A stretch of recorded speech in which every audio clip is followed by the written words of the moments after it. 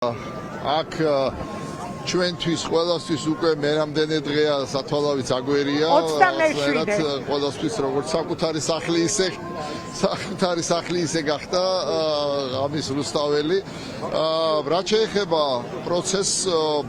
როგორ ხედავ მე როგორ შეიძლება მივახციოთ არჩევნებს ხელახალ არჩევნებს მიაღწევს ეს ხალხი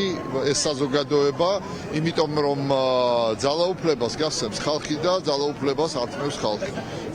როდესაც ქართულმა ოცნებამ 26 ოქტომბერს მოიპარა არჩევნები დაარღვია კონსტიტუცია მიითვისა ხელისუფლება ეს არის ყველაზე დიდი დანაშაული და დარღვევა და როდესაც რამოდენიმე დღის წინ ბატონი კობახიძე საუბრობდა რომ თურმე არავის აპატიებენ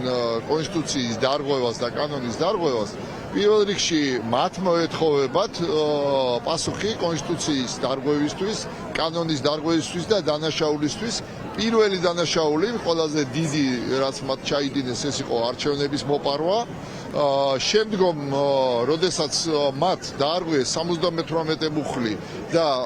გაწყვიტეს პრაქტიკულად მოლაპარაკებები 28 ნოემბერს როდესაც გამოგვიცხადეს რომ ისინი აჩერებენ მოლაპარაკებას ევროკავშირთან და შემდგომ როდესაც მათ დაიწყეს სასტიკი რაღაცა ბრუტალური დარბევა აქ მომიტინგეების მშვიდობიანი მანიფესტანტების ახალგაზრდების ეს პაკეტი მთელი დარღვევების აუცილებლად გახდება განჯის საგანი, როდესაც ჩვენ ჩავატარებთ ახალ არჩევნებს, ყველა ერთად საზოგადოება და აუცილებლად მივახცევს ამას. როგორ ამ კითხვაზე შემიძლია ერთი პასუხი გაგცეთ, რომ თავისთავად პრეზიდენტმა ძალიან სწორი ნაბიჯი გადადგა, როცა მიცა კიდევ ერთხელ შანსი 29-მდე რომ ბიძინა ივანიშვილი და ქართული ოცნების ხელმძღვანელები მივიდნენ მასთან ორბელიანების სასახლეში და გაიმართოს მოლაპარაკება, მოხდეს შეთანხმება. ეს არის ყველაზე სწორი გზა გამოსავალი ამ პოლიტიკური კრიზისიდან. მაგრამ მოდი ვთქვათ სიმართლე ინგა არავის არ აგვაქვს იმის ილუზია რომ დღეს ისინი ამისთვის მზად არიან არ ამგონია რომ ყოველ შემთხვევაში ჩემი გამოცდილება ამას მეუბნება რომ მე არ ველოდები რომ 29-მდე ვინმე ამ ნაბიჯს გადადგამს ქართული ოცნების მხრიდან შესაბამისად უფრო მნიშვნელოვანია ვიმსჯელოთ რა პროცესები განვითარდება შემდგომ ჩვენ გვეყოლება ლეგიტიმური პრეზიდენტი, მაგრამ ამავე დროს ისინი 29-ში აპირებენ რომ ყაველაშვილი გამოაცხადონ პრეზიდენტად პარალელური პროცესები წავა, მაგრამ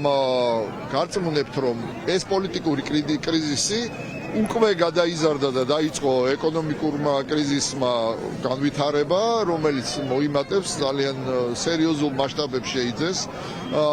ჩემი ინფორმაციით უკვე თებერვალში ამერიკაში მიღებული იქნება მეგობარი აქტი და სავარაუდოდ ალბათ გაერთიანდება ორივე საკანონმდებლო ინიციატივა, რომელიც არის კონგრესში და სენატში და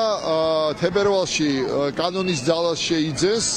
ის ყველაფერი რაც ეხლა პროექტშია, რომელიც გულისხმობს ძალიან მძიმე სანქციებს ივანიშვილიდან დაწყებული ყველა ხელმძღვანელი პირის მიმართ. უკვე იცით და ალბათ მაყურებელმაც იცის რომ მთელი რიგი ევროპული ქვეყნებიდან შეჩერებულია დაფინანსება მაგალითად გერმანიამ გუშინ გამოაცხადა 237 მილიონი ევროს დაფინანსების შეჩერებას ეს ძალიან მძიმედ აისახება ეკონომიკაზე, ლარზე და ამავე დროს არ შემიძლია არ ვთქვა რომ როგორ წარმოუდგენია ქართულ ოცნებას, როდესაც მათ ხელისუფლებას, მათ მთავრობას ყავს შემადგენლობაში ვიცე-პრემიერის რანგში უკვე მაგნიცკის სიაში შეყვანილი სანქცირებული მინისტრი შინაგან საქმეთა მინისტრი ინგა რო წარმოიდგინოთ როგორი ინსტიტუციური ჩიხია შინაგან საქმეთა სამინისტრო ჩართულია უამრავ საერთაშორისო ორგანიზაციაში ძალიან აქტიური თანამშრომლობით დაწყებული ინტერპოლიდან დამთავრებული ნარკოტრაფიკი, იარაღის ტრაფიკი და ასე შემდეგ ყველა ეს ორგანიზაცია ავტომატურად შეწყვეს თანამშრომლობას, იმიტომ შეუძლებელია რომ თანამშრომლოს ისეთ სამინისტროსთან, ისეთ ინსტიტუციასთან, რომლის ხელმძღვანელიც არის მაგნიტსკის სიაში შეყვანილი. მთავრობა მთლიანად დღეს როგორ წარმოუდგენია ამ ხელისუფლებას, ესეც ამასაც მინდა ხაზი გაუსვა, რომ აქ შეიძლება უცხოური ინვესტიციები შემოდიოდეს, ადამიანები ფულს დებდნენ იმ ქვეყანაში, რომლის ხელმძღვანელობას და რომლის მინისტრებიც თან ეს რაოდენობა არ მოიკლებს და მხოლოდ მოიმატებს, რომ იქ იმ ქვეყანაში ჩადონ ფული, სადაც არიან სანქცირებული მინისტრები და სანქცირებული მთავრობა. სავარაუდოდ, ბოდიში დათო დაასრულეთ და მე გეტყვით, რაზეც მინდოდა აქცენტის გაკეთება. ჩემი პროგნოზი არის ის, რომ ჩვენ მაქსიმუმ მარტში, აპრილში ხელისუფლებას მივიყვანთ იმ მდგომარეობაში, როდესაც ან თვითონ დაჯდება მოლაპარაკების მაგიდასთან, ან უბრალოდ ჩამოიშლება ის მისი სტრუქტურები და ბუნებრივად ავტომატურად ჩვენ დავდგებით ახალი არჩევნების წინაშე. დღეს საუბარი იმაზე, რომ პრეზიდენტმა რაღაც თარიღი დანიშნოს, მე არ მიმაჩნია, ჩემი ერთი ადამიანის მოსაზრებაა, ადამიანს, რომელსაც რაღაც გამოცდილება აქვს პოლიტიკაში, არ მიმაჩნია გამართლებულად, იმიტომ რომ პრეზიდენტის გადაწყვეტილება უნდა იყოს, ასე ვთქვათ, ქმედუნარიანი, მას აღსრულების საშუალება უნდა ჰქონდეს და სანამ ეს ადამიანები ქართული ოცნების სახით არიან დაუფლებულები ძალაუფლებას და ძალაუფლების ბერკეტებს, ძნელი იქნება ამ გადაწყვეტილების აღსრულება, ამიტომ ჯობია რომ ჩვენ ყველამ ერთად ამ საზოგადოებამ, ამ პროტესტმა, ჩვენმა დასავლელმა მეგობრებმა ერთად ყველამ მივიყვანოთ ქართული ოცნება იმ მდგომარეობამდე, რომ ისინი იძულებული გახდნენ დაგვეთანხმონ და ჩავატაროთ არჩევნები და არჩევნები ჩავატაროთ სწორედ იმ პირობებით, რომელზეც იყო დღეს საუბარი პრეზიდენტთან. სხვა შორის ძალიან საინტერესოა, ხო, მესმის რასაც ამბობთ, რომ მივიყვანოთ იქამდე, მაგალითად დღეს უკვე ტონი აქვს შეცვლილი, მას შემდეგ რაც ცნობილი გახდა რესპუბლიკური პარტიის ძალიან მაღალი რანგის წარმომადგენლების დამოკიდებულება საქართველოსთან მიმართებაში, ისეთი ომახიანი და თავდაჯერებული აღარ არის ოცნების არც ერთი ლიდერი ტრამპის თემაზე, როგორც იყო მანამდე და თქვენი ნებართვით დათო მხოლოდ სამ პატარა ამონარიდს წავიკითხავ, დღეს სოციალურ ქსელში ვრცელდებოდა ქართული ოცნების ლიდერების პოზიციების ერთგვარი ევოლუციაო ტრამპზე, მაგალითად 1 დეკემბერს ირაკლი კობახიძე ამბობდა, რასაც იტყვის ტრამპი იქნება ისე, ამიტომ ჩვენთვის მთავარია დონალდ ტრამპთან ურთიერთობაო. უკვე 23 დეკემბერს მდინარაძემ თქვა, ჩვენ არც უიმედოდ უნდა ვიყო და არც ზედმეტი იმედები უნდა დავამყაროთო 20 იანვრის შემდგომ პერიოდზე და დღეს უკვე კალაძემ ჩვენს გასაკეთებელს აქ ვერც ტრამპი გააკეთებს და ვერც რომელიმე ევროპული ქვეყნის წარმომადგენელი. სავარაუდოდ სწორედ იმ განცხადებების გამოძახილია ეს პოზიციების უცებ შეტრიალება ამ ხალხის მხრიდან, რასაც ჩვენ ვისმენდით ამერიკის შეერთებული შტატებიდან, თუნდაც ბოლო 3-4 დღის განმავლობაში. მე შემიძლია დაგიდასტუროთ უკვე ჩემი წყაროებით, რომ მათ საბოლოოდ გადაეწურათ იმედი,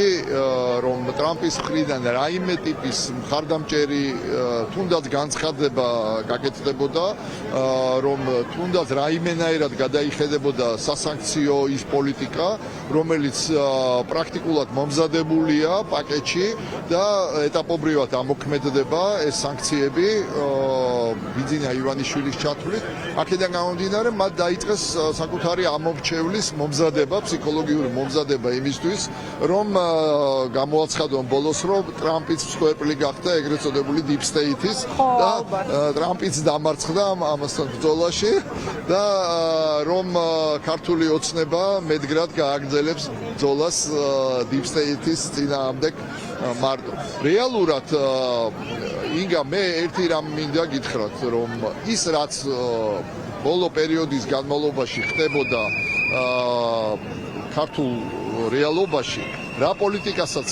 ატარებდა ქართული ოცნება, ლოგიკურად ეს ყველაფერი არის ნაკარნახევი მოსკოვიდან დაწყებული ჯერ კიდევ რუსული კანონის მიღებით, რომელიც პრაქტიკულად არაფერში არ ჭირდებოდა მაშინ ქართულ ოცნებას, იმიტომ რომ ბევრად კარგი პოზიციები ჰქონდა საარჩევნოდ, ვიდრე რუსულ კანონს შემოიტანდა. შემდგომ არჩევნების გაყალბების შემდეგ მოულოდნელად 28 ნოემბერს აი ეს ცნობილი განცხადება რო წყვეტენ ევროპასთან მოლაპარაკებებს და შეგახსენებთ რომ ზუსტად 9 საათში პუტინი პირადად გამოეხმაურა მაშინ ამ გადაწყვეტილებას. მინდა გითხრათ რომ ესეთი რამ შემთხვევით არ ხდება და შეუძლებელია 9 საათში პუტინი პირადად კომენტარს აკეთებდეს ესეთ ფაქტზე. ეს იყო იქ დაგეგმილი, იქიდან ნაკარნახევი. შემდგომ ეს რაღაცა საშინელი სისასტიკე და ბარბაროსობა მომიტინგეების და მანიფესტანტების წინააღმდეგ, რომელმაც საბოლოოდ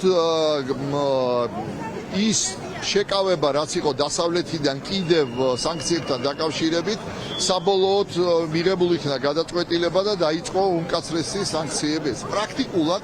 მოსკოვის გეგმა, ეს არის ჩემი ანალიზი, რომ სრული იზოლაცია მოახდინონ საქართველოსი დასავლეთისგან, ჩააგდონ იმ მდგომარეობაში, როგორც არის დღეს ბელორუსი და ერთადერთი ფანჯარა მსოფლიოსთან, გარე სამყაროსთან დარჩეს მხოლოდ რუსეთი. აი აქეთკენ მიყავს სწორედ ივანიშვილის და ქართული ოცნების მეშვეობით დღეს რუსეთს საქართველო, ქართული სახელმწიფო და ჩვენ ყველაფერი უნდა გავაკეთოთ, რომ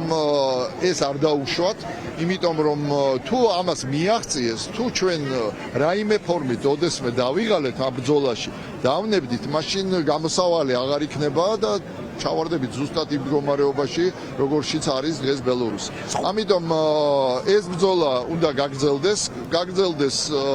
მე სრული პასუხისგებლობით ვამბობ, რომ გაზაფხულამდე და გაზაფხულზე, მაქსიმუმ გაზაფხულზე, შეიძლება უფრო ადრეც ჩვენ ერთად ვიზეიმებთ გამარჯვებას, ერთად მივახცევთ ახალ არჩევნებს, თავისუფალი იქნება ყველა პოლიტპატიმარი და ახალი არჩევნების შედეგად მივიღებთ ისეთ კოალიციურ ხელისუფლებად, ისეთ პოლიტიკურ ლანდშაფტს, რომელიც ამაყად გააგრძელებს სვლას ევროპისკენ, რომელიც აღადგენს ყველა იმ გაჩერებულ პროგრამას, როგორც განათლების ხაზით, ისე სამხედრო რეფორმების ხაზით და რაც თავარია ევროპაში ინტეგრაციის მიმართულებით და ჩვენ ყველანი ერთად ინგა მე და თქვენ ერთად ვიზეიმებთ ევროკავშირში საქართველოს გაწევრიანებას.